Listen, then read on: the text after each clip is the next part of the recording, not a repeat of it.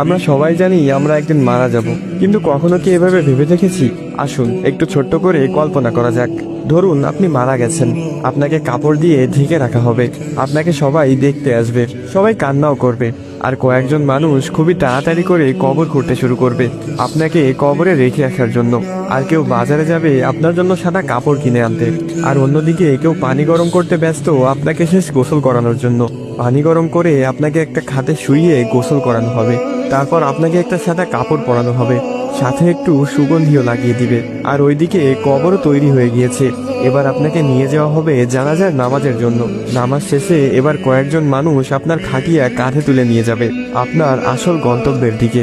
কবরে নিয়ে গিয়ে দুইজন মানুষ আপনার কবরে নেমে আপনাকে খুবই আলতো করে কবরে শুইয়ে দিবে, সাদা কাপড়ে মোড়ানো লাশের বাঁধনগুলো খুলে দিবে আর মুখটা বের করে দিবে। তারপর তারা উঠে আসবে আপনাকে একা রেখে। তারপর আপনার কবরের উপর বাঁশ বেছানো হবে ঢেকে দেওয়ার জন্য। এবার সবাই আপনার কবরে মাটি দিচ্ছে, আপনার উপরে বেছানো বাঁশের ফাঁক দিয়ে আপনার উপর কিছু মাটিও পড়ছে। এবার মাটি দেওয়া শেষে সবাই দোয়া করে চলে যাচ্ছে সেই 3.5 হাত অন্ধকার ঘরে আপনাকে একা রেখে।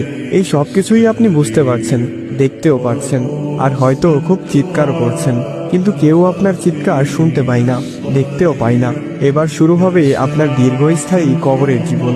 কিছুদিন পর ধীরে ধীরে সবাই আপনাকে ভুলে যাবে।